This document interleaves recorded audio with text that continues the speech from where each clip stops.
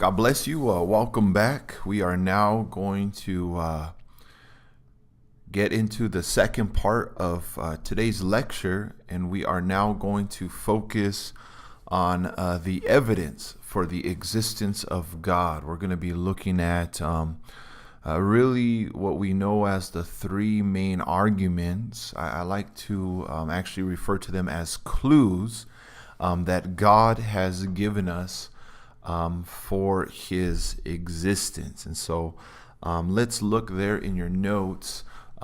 Notice first with me the cosmological argument. And so the first argument for the existence of God that we want to look at, we actually know it as the cosmological argument. This is a very, very popular argument, a very well-known clue that God has given us and that theologians have used for many, many years, really to argue and to affirm the existence of God, of a theistic God.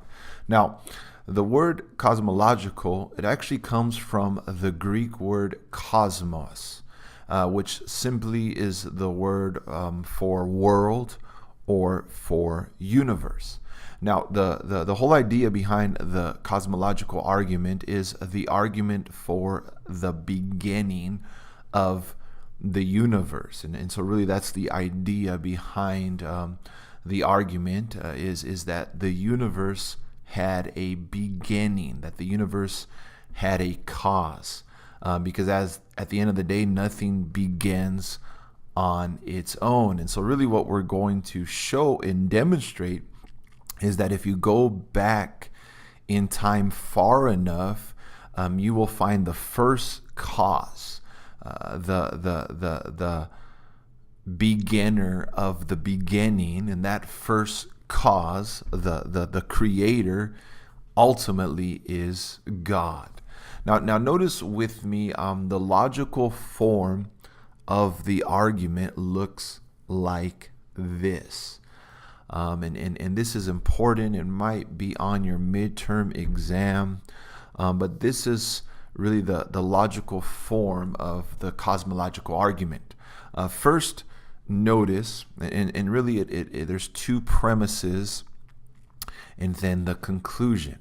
And so notice premise number one: everything that had a beginning had a cause. Premise number two: the universe had a beginning. Therefore, this is the conclusion: the universe had a cause. And so let's quickly look at this argument for the existence of God. First, premise number one: everything that had a beginning had a cause. Now obviously, this first premise is virtually undeniable for any sincere seeker of truth. Because at the end of the day, as you all know, something cannot come from nothing. That is impossible. In fact, the law of causality, which really is the fundamental principle of science, states that everything that had a beginning had a cause. If anyone would ever tell you that they don't believe in the law of causality, you would simply ask them what caused you to come to that conclusion.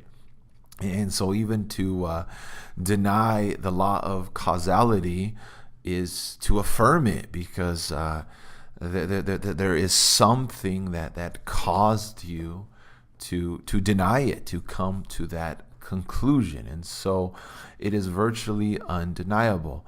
In fact, notice with me there on your notes, at the end of the day, there's only three options for the origin of the universe.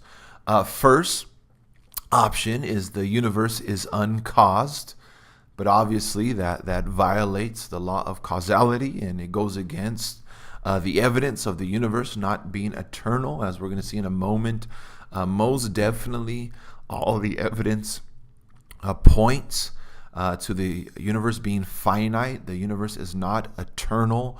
Most definitely, at some point in the past, there was a beginning, there was a cause to everything. And so first, the universe is uncaused. That does not work.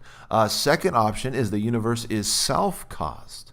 Now, obviously, if you know anything about logic or philosophy, you understand that that is logically impossible. It's impossible for something to self-cause itself.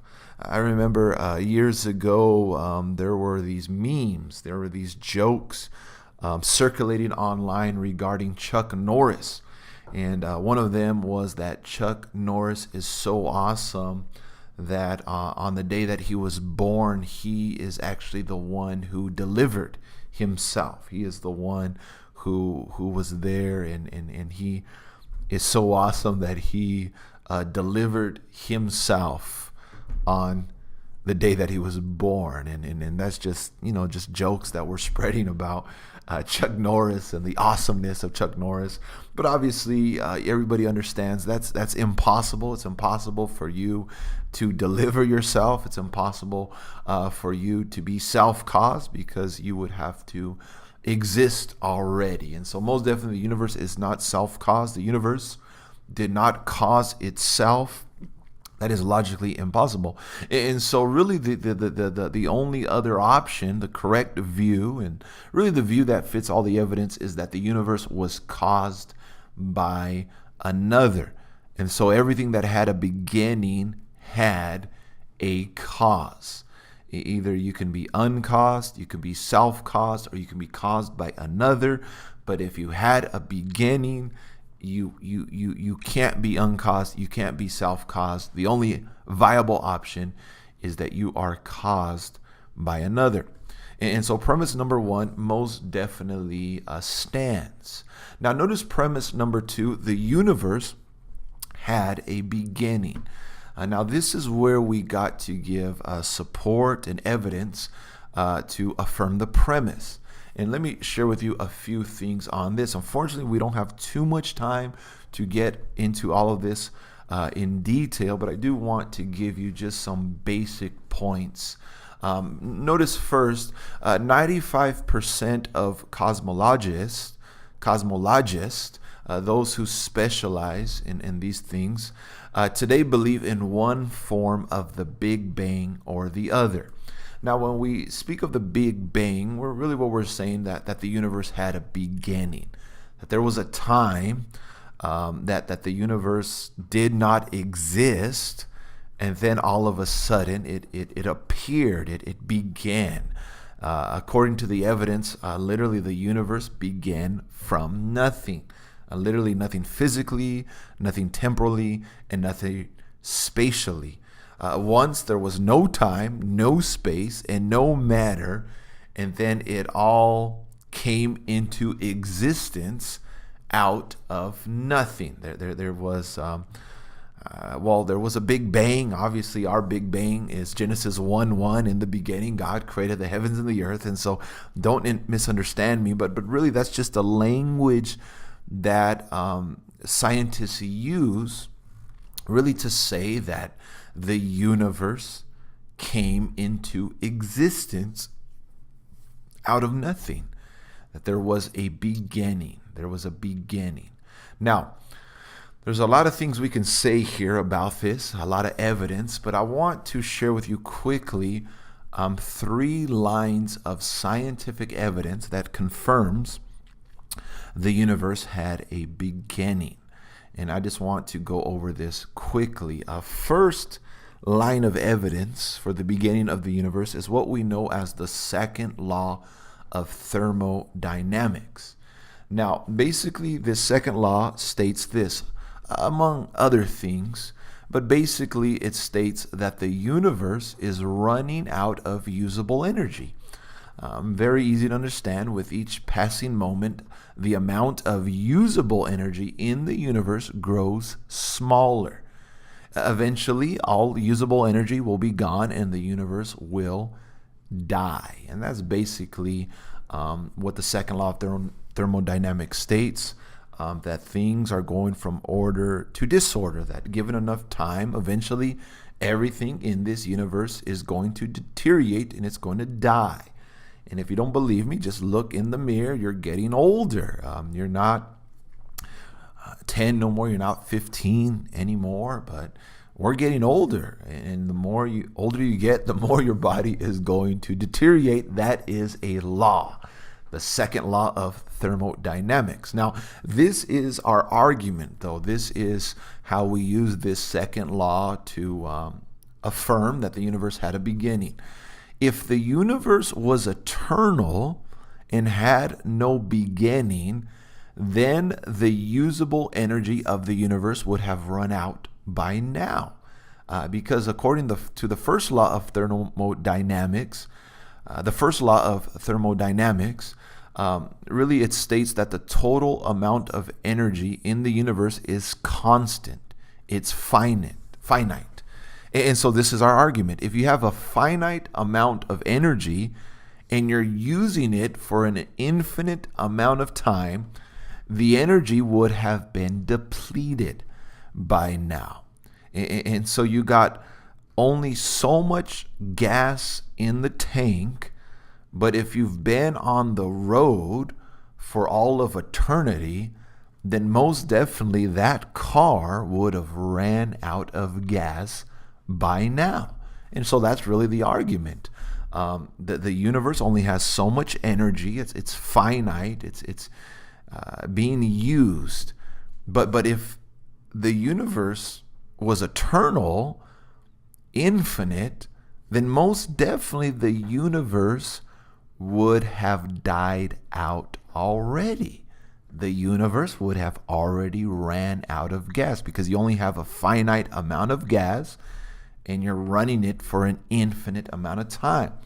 And so this is the argument. Very easy. Since the universe still has some energy left, since the universe still has some gas in the tank, it can't be eternal.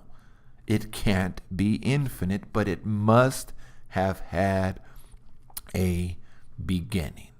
Astronomer Robert Jastrow,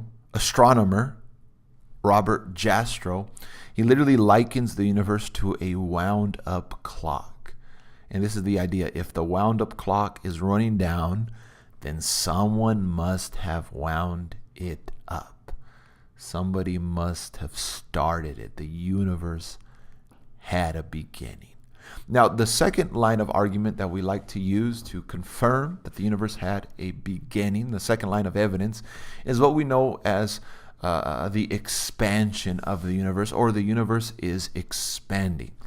Now, I don't want to talk too much into this because, to be honest, I'm not an expert in this field. But most definitely, let me say this. Scientists have confirmed that the universe is literally expanding, and that it's expanding from a single point. That literally our universe is expanding, and it's expanding from a single point. Now, the question is, how does that prove that the universe had a beginning? Well, think about it this way. If we could watch a video recording of the history of the universe in reverse, we would literally see all matter in the universe collapse back to a single point. Now, scientists tell us that this point would not be the size of a basketball or a golf ball or even a pinhead, but literally mathematically and logically, this point would be nothing. It would literally get to a point that is actually nothing. No space, no time, and no matter. In other words, according to scientists and according to this idea of the universe expanding, once there was nothing, and then literally we would say bang, there was something. The entire universe came into existence. And so we use this line of evidence to affirm that most definitely the universe had a beginning. Now notice the third, the theory of general relativity. This discovery of Einstein's theory of general relativity really was the beginning of the end for the idea that the universe is eternal. The theory, which has been verified to 5 decimal points, really demands an absolute beginning for time, space, and matter. And so most definitely, all the scientific evidence points to the universe having a beginning. Now, there's another argument that we like to use for the beginning of the universe, and this is more of a philosophical argument. This is more philosophical evidence proving, demonstrating that the universe had a beginning. And we actually know this as the Kalam, Cosmological Argument. The word Kalam is an Arabic word which literally means eternal. And this is how the argument is stated. These are the 2 premises, and this is the conclusion. An infinite number of days has no end, but today is the end day of history. Therefore, this is the conclusion, there were not an infinite number of days before today, but time had a beginning. Now, if you're a little confused, don't feel bad, because when I first studied all of this, I was also a little confused. To be honest, I was very, very confused. But this is really what we're saying here. This is very easy to understand.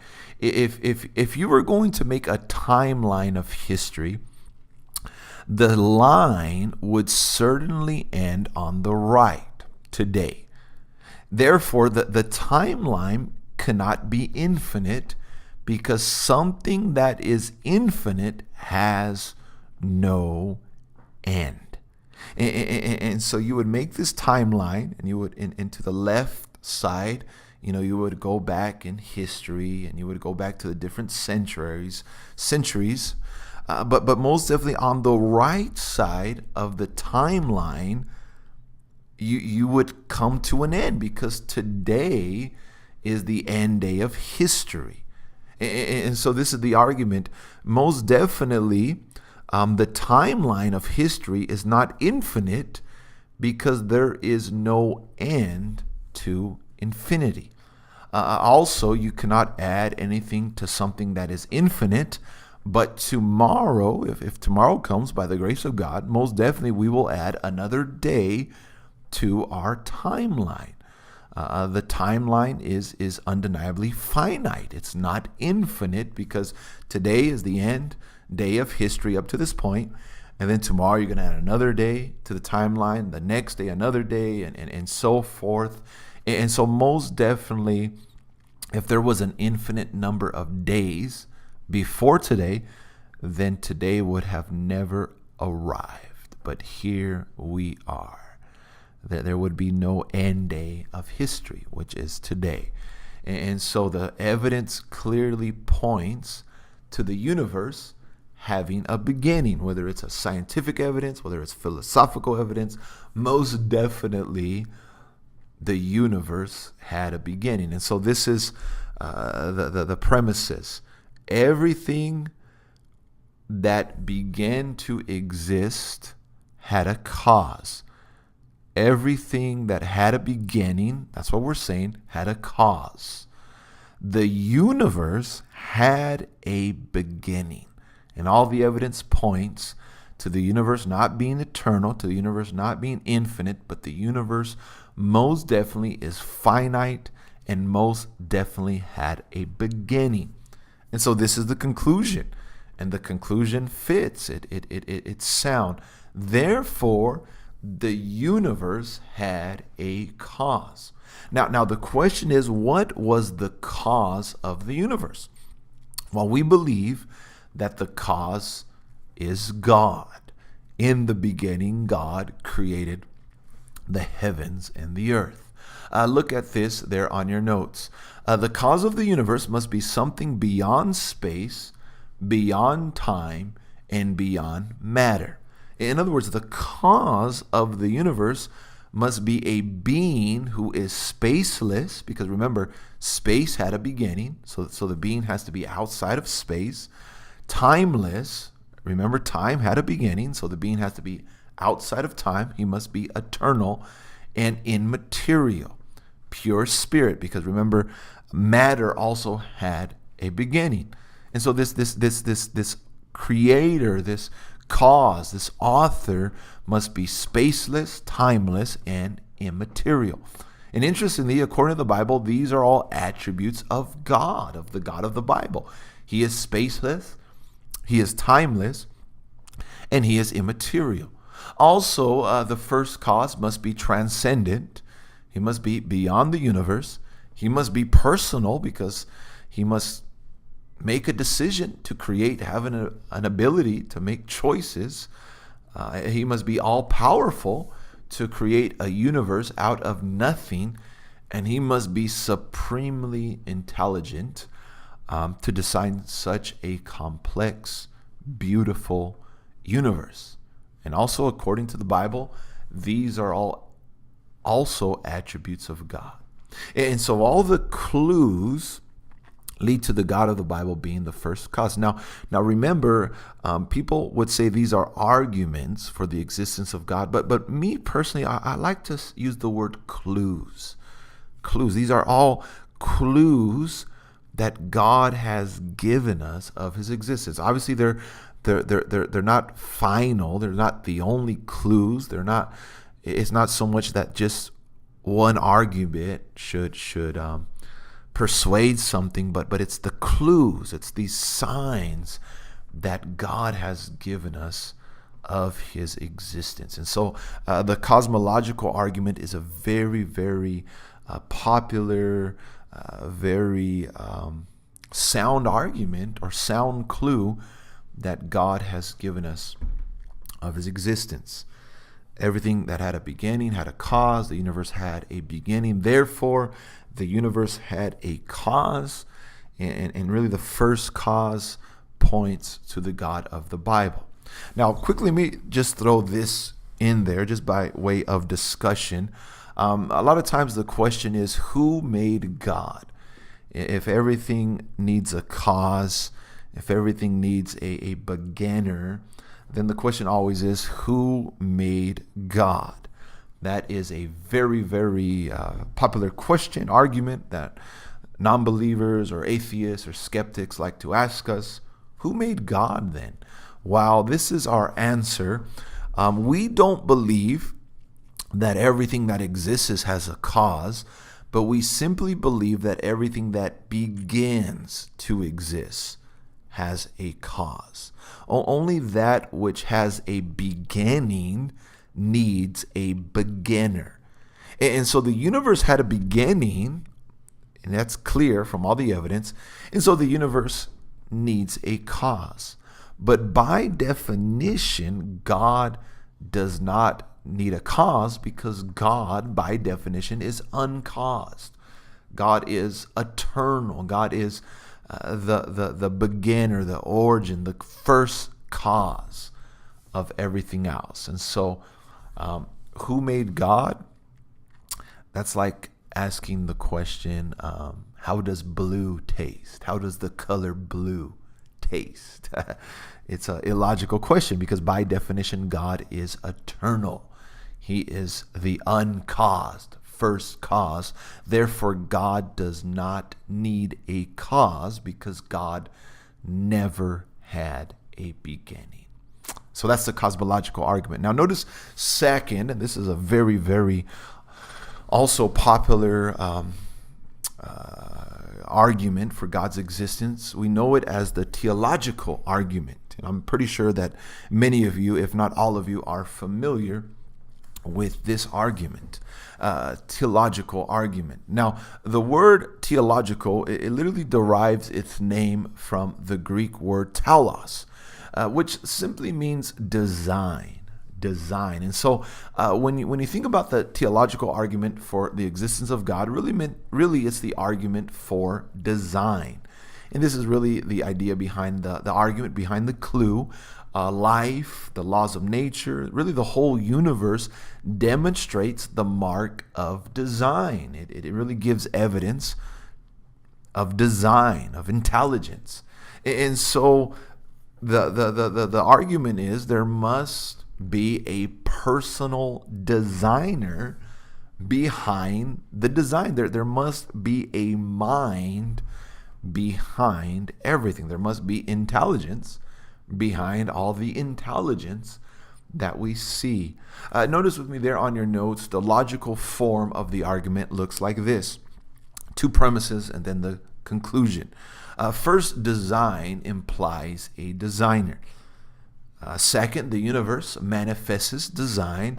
Therefore, the universe had a designer. Let's quickly look at this argument in the premises and then the conclusion. First, notice design implies a designer. That first premise is self-evident. It's what we call common sense. Let me give you an example. Every watch has a watchmaker. Every painting has a painter. Every building has a builder. Every design has a designer. And so nobody's going to deny that. It's self-evident. It's common sense. If you go into the desert and if you find intelligent design, if you find a smartphone on the floor, you're going to understand that was created by someone, that there was a mind behind the creation of that smartphone, but it just didn't come out of nowhere. There wasn't just two rocks that came together and exploded, and all of a sudden you have the new iPhone. Absolutely not. That's ludicrous. And so design implies a designer. And so premise one is sound. You can't deny it. Now notice premise two, the universe manifests design. This is where we are going to have to show the evidence. And there's a lot of evidence out there. All the scientific evidence and observation reveals that life in the human body clearly manifests precise and complex design. And let me give you some examples. Notice first Richard Dawkins, who's a professor of zoology at Oxford University, and he is a staunch Darwinist, an evolutionist. He does not believe in God. He does not believe in the historical Christian faith. He actually argues against it. But notice what he declares.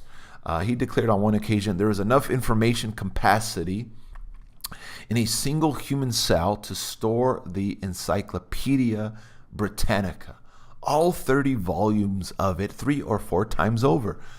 There is enough storage capacity in the DNA of a single lily seed or a single salamander sperm to store the Encyclopedia Britannica 60 times over.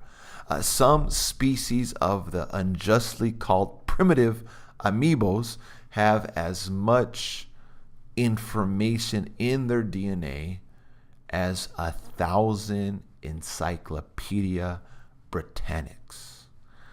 Incredible. Notice what Francis Crick, one of the co-discoverers of the DNA's structure, said. He considered the human cell so complex that he literally described it as a minute factory bustling with rapid, organized chemical activity.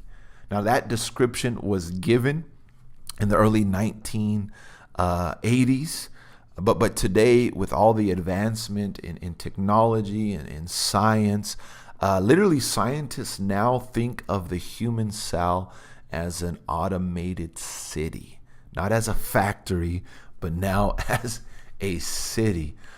Human life is immensely precise and complex at the cellular level.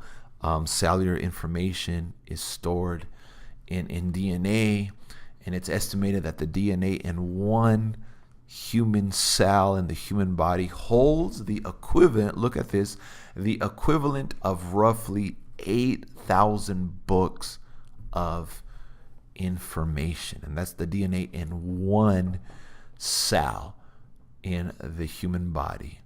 And so intelligent design best explains the information content of DNA. If you were walking on the beach and you saw the message, Jesus loves you, written on the sand, what would you conclude?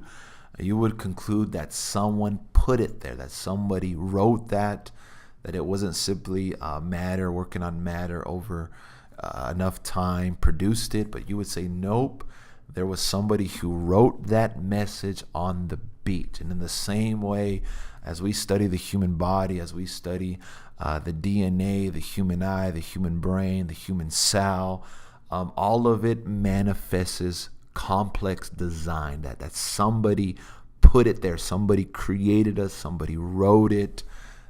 God put his signature on us. And really that's the DNA, man. It's so incredible. But notice this, scientific evidence and observation reveals that not only is the human body, not only is human life precise and complex and manifests as intelligent design, but also the universe itself. The universe also manifests as complex design too. Now, notice this, the complex design of the universe and its fine-tuning to support life is often referred to as the Anthropic Principle by scientists. Now, that word is simply a fancy title that we use really to describe all the evidence that is there that really points to the universe being fine-tuned or designed to support human life here on Earth. In other words, the Anthropic Principle speaks of that the universe was prepared for human beings. That literally this universe and this planet Earth was fine-tuned in order to support human life. And this is a powerful argument for the existence of God, that God created the universe and earth in such a way, in such a complex, precise, intelligent way to support human life. And I just want to give you a few examples of how this universe and how the earth is extremely fine-tuned or designed for the support of life. And we know these as the Anthropic Principles. First, notice this, Anthropic Constant number 1, or Anthropic Principle number 1, oxygen level. Oxygen level. Listen to this. On Earth, oxygen comprises 21% of the atmosphere. Oxygen comprises 21% of the atmosphere. Now, that precise figure is what we call an anthropic constant that makes life on the earth possible. If oxygen were 25%, fires would erupt spontaneously. But if oxygen comprised 15% of the atmosphere, human beings would suffocate. We wouldn't be able to breathe. And so oxygen is just perfectly where it needs to be, the oxygen level, in order for us to breathe. Incredible. And notice second, anthropic constant number 2, atmospheric transparency. Scientists tell us that the degree of transparency of the atmosphere is also an anthropic constant. And let me give you an example. If the atmosphere were less transparent, not enough solar radiation would reach the Earth's surface. But if it was more transparent, we would be bombarded with far too much solar radiation down here. And so the transparency of the atmosphere is perfect to sustain and support life on Earth. Notice third, anthropic constant number 3, carbon dioxide level. Some of you are familiar with this. If the CO2 level were higher than it is now, runaway greenhouse effect would develop. In other words, we would all burn up here on Earth. But if the level was lower than it is now, plants would not be able to maintain efficient photosynthesis. In other words, we would all suffocate. And so the CO2 level, the carbon dioxide level, is right where it needs to be. If it was any higher, we would all burn. If it was any lower, we would all suffocate. I noticed this fourth. I always thought this was interesting. Anthropic constant number 4, Jupiter. Scientists tell us that if Jupiter were not in its current orbit, the Earth would literally be bombarded with space material. Literally, Jupiter's gravitational field acts as a cosmic vacuum cleaner that literally attracts asteroids and comets that would otherwise strike Earth. Pretty amazing. And then fifth, and there's many more of these, but we don't have time to get into all of them, but notice anthropic constant number 5, the Earth's crust. Scientists tell us if the thickness of the Earth's crust were greater, too much oxygen would be transferred to the crust to support life. If it were thinner, though, volcanic and tectonic activity would make life impossible on Earth. And so the Earth's crust is exactly the dimension, the size that it needs to be to support life on Earth. Scientist Hugh Ross calculated that there is zero chance, listen to this, that any planet in the universe would have the life-supporting conditions that we have unless there is an intelligent designer behind it all.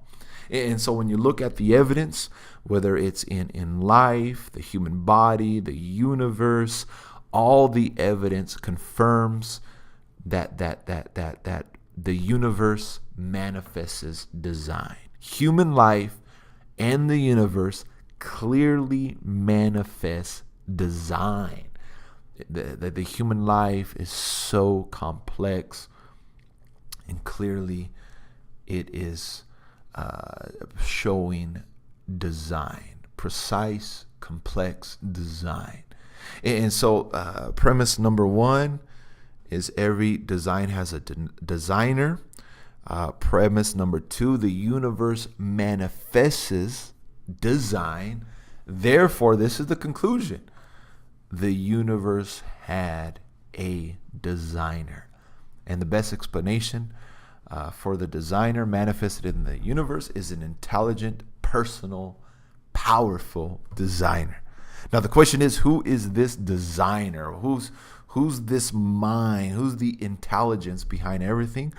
Well, we would say it's the God of the Bible. It's the God of the Bible. And that's literally what the Bible says. Look at Psalms 8, 3, and 4. When I consider your heavens, the work of your fingers, the moon and the stars, which you have ordained, what is man that you are mindful of him, and the Son of Man that you visit him? Psalm 19, verses 1 and 3, the heavens declare the glory of God, and the firmaments show his handiwork. Day unto day doth speech, night unto night reveals knowledge. There is no speech nor language where their voice is not heard. Psalm 139, verses 13 and 14, for you formed my inward parts. You covered me in my mother's womb. I will praise you, for I am fearfully and wonderfully made. Marvelous are your works, and that my soul knows. And then notice Romans 1, 19 and 20, because what may be known of God is manifest in them, for God has shown it to them. For since the creation of the world, his invisible attributes are clearly seen, being understood by the things that are made, even his eternal power and Godhead, so that they are without excuse. Interestingly, I once read that when the first astronauts passed over the surface of the moon, and when they saw the earth rise, something that no human being had ever seen before, I've read once that they read from the book of Genesis. In the beginning, God created the heavens and the earth. And really the idea there is they realized that an amazing creation requires an amazing creator. That design necessitates a designer. And that designer is the true and living God, the God of the Bible. Now notice next, there's also another way we put the theological argument. This is just another form or a similar argument, and we know it as the anthropological argument. And this is basically what the argument says. Man is an intelligent being, and obviously nobody's going to deny that. You're not going to deny that you're not an intelligent being. And notice this second premise: only intelligence can produce intelligence. Only a mind can produce a mind, information, we would say. Therefore, notice this is the conclusion: an intelligent being created man. And so we got the cosmological argument. Really is the argument for beginner, for the first cause, which is God. We have the theological argument, which is the argument for a designer, for intelligence. There is a mind behind everything we see, and that mind is God. That we didn't come by pure chance, but we came from a creator. That God created us, and He created us in His image for His glory. And then third, and this is what I want to end with, the third argument, the third clue for the existence of God is what we know as the moral argument. In my opinion, this is such a strong clue that God has given us, and this is really the clue, the argument that I like to use when I have discussions or informal debates with atheists or skeptics. And really the moral argument is the argument for a moral law, that the existence of good and evil, right and wrong actually exists. And so really it's moral law to a moral lawgiver. And this is the logical form of the argument. Let's look at it and let's talk a little bit more about it. And we'll finish with this. Every law has a lawgiver. That's the first premise. Every law has a lawgiver. There is a moral law. Therefore, this is the conclusion, there is a moral lawgiver. Now let's talk a little bit about these premises, and then we'll finish with the conclusion. Premise number one: every law has a lawgiver. Now that premise also is what we call self-evident. It's common sense. Everybody knows that no law rises without a legislator. So let me give you an example. Let's say you're driving down a highway, and you're out in the middle of nowhere, and all of a sudden you come across a speed limit sign that says 60 miles per hour. Now just common sense will tell you, you'll understand that somebody put that law there, that somebody put that sign, that law rose not out of chance, not out of nowhere, but it rose out of a legislator or out of legislators. And so no law rises without a legislator. Every law has a lawgiver. Every legislation has a legislator. Every prescription has a prescriber. That is self-evident, and that is common sense. Now, premise number two, though, that's where we have to give the evidence. That's where we have to make the argument. And this is what premise number two states. There is a moral law. Now, let's talk a little bit about this.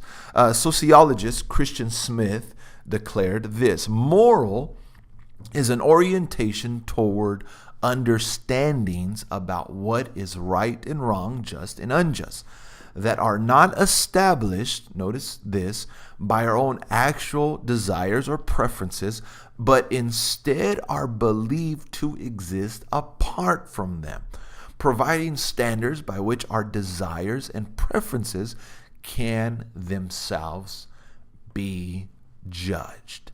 And so basically what we're saying is this: when we say there is a moral law, we mean that all people are impressed with a fundamental sense of right and wrong, good and evil. For example, everyone knows that love is superior to hate, and that courage is better than being a coward, and that honesty is always better than deceit. line. Every human culture that has been known to man has had a moral law. Now, most definitely, there can be some variation regarding moral practices across the cultures, but there is a universal agreement about the validity of moral principles.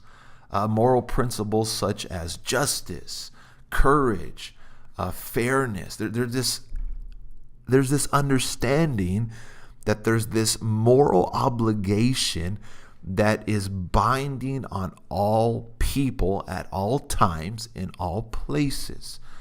All human beings have moral feelings. We call it a conscience.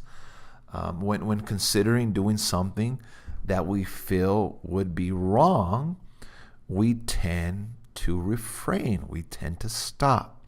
However, our moral sense does not stop there, but we also believe that there are standards that exist apart from us by which we evaluate moral feelings.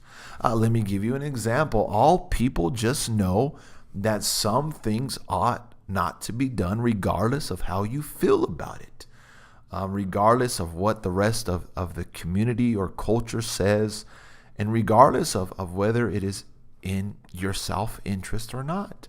Everybody has this understanding built inside of them of right and wrong, that some things ought to be done. Now let's talk a little bit more about this moral law. And I want to give you some evidences of the existence of the moral law. And I first want to start here. The moral law is undeniable. Now, the person who denies the moral law, the person who denies all values, we know them as a moral relativist. They value their right to deny the moral law. And so they're denying all values. They're saying there's no moral law, and yet they believe they have a right to deny all values. And so to deny the moral law is self-defeating. To deny absolutes, it's self-defeating. We can ask the question, does the moral relativist value his right to hold his opinion? Does the moral relativist think that everyone should have that freedom and right, or just himself? Why does the moral relativist believe that he has a right to express his opinion? He has a moral right to deny the moral law. You see, it's self-defeating. Furthermore, the moral relativist wants everyone to value him as a person, even while he denies that there are values for all persons. In other words, even those who deny all values nevertheless value their right to make that denial. And so most definitely the moral law is undeniable. To deny it, you're using it. Really, it's self-defeating. Notice second, our reactions help us discover the moral law, right from wrong. If you really want to get a moral relativist to admit the moral law exists, all you need to do is treat them unfairly. Their reactions, I'm not saying you should, okay, so don't misunderstand me, but all I'm saying is this. Their reactions will reveal the moral law written on their hearts and minds. And so it's our reactions that really demonstrate the moral law. Let me give you an example. I might not think that stealing is wrong when I steal from you. Okay, so let's say the moral relativist would say, okay, stealing is not wrong. There's no moral standard of honesty that exists. Now he might not think that when he's stealing, but just watch how mad he gets when someone steals from him.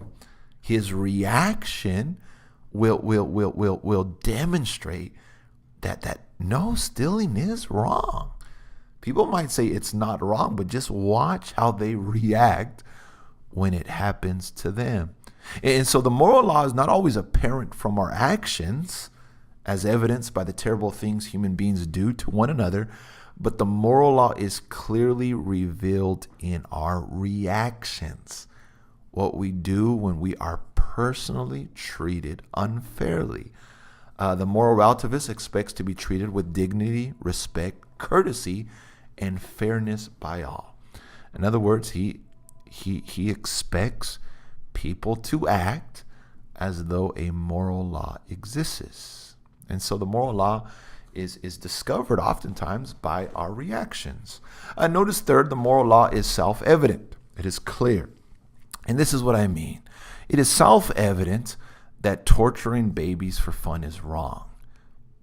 If you deny that, man, you got some serious problems, because that's self-evident. That's evil. Torturing babies is evil. Murder is evil. Rape is evil.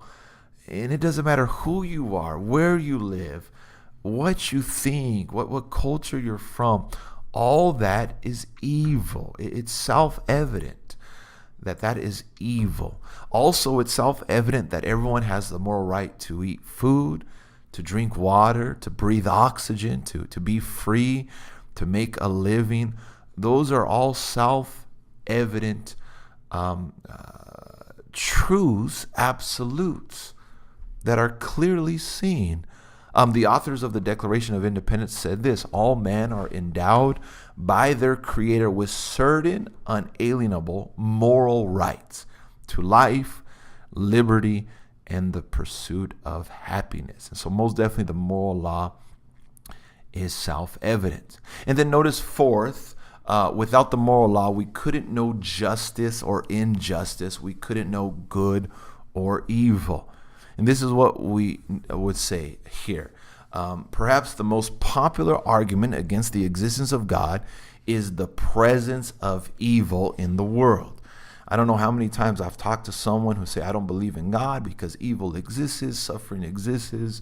There's so many bad things that happen to good people, and I do not believe in God. And so people would use that thinking, that argument against the existence of God. However, this would be our response. We can only know that there is injustice in the world because there is an unchanging standard of justice written on our hearts. In other words, you can't know what is evil unless you know what is good. You can't know that a line is crooked unless you have this understanding of a straight line. You can't know what is, and so this is the argument. You can't know what is evil unless you know what is good, and you can't know what is good unless there is an unchanging standard of good outside of yourself. Because without that objective standard, without a moral law, any objection to evil is nothing but your personal opinion. Hitler liked killing people. Mother Teresa liked helping people. Unless there's a standard beyond Hitler and Mother Teresa, then no one is really right or wrong. But it's just a matter of personal opinion. But what makes it wrong is because there's a standard. There's a moral law written in our heart. And there's this understanding that Hitler was evil, that what Hitler did was diabolic, and what Mother Teresa did by helping people was good. And so clearly all the evidence points that there's an absolute standard of right and wrong. There's a moral law written on the hearts of every human being. People may deny it, they may suppress it, their actions may even contradict it, but their reactions reveal that they know it. Now, what's the conclusion then? Therefore, there is a moral lawgiver. There's an objective, universal, and constant standard of truth, and morality points to the existence of a personal and moral God. Only God's existence and character can properly account for morality His very character and nature is the transcendent moral standard by which we judge all things. And according to Romans chapter 2, verses 14 and 15, God has written his moral law upon the hearts of all human beings, and his moral law is binding. And so we got the evidence for the existence of God, the cosmological argument, the theological argument, and the moral law argument. All the clues point to the existence of God, ultimately the God of the Bible. He is the creator of all things. He is the designer of all things, and he is the author and the source of good, the moral lawgiver. And so that is some of the more popular arguments, the clues that we have for the existence of God. And so that is the conclusion of our lecture, part 2. God bless you, fam. Thank you for your attention. Once again, I apologize that there was no video today. I was having some technical difficulties with my web camera, but I'm hoping to get that fixed this week. But praise God for class, and I hope and pray that you guys have an awesome rest of the week. Make sure to read chapter 1 in the textbook, and already make sure to start thinking about your position paper number 2 on the doctrine of God. You can write it on the metaphysical attributes of God, the attributes of God, or you can write it on the doctrine of the Trinity. And so I'll be emailing you more information about that by the end of this week. Amen. God bless you, fam. We are dismissed. And if you guys need anything, make sure to drop me an email. I'm always here to serve you, to help you, to pray with you or for you any way I can. God bless you. We are dismissed.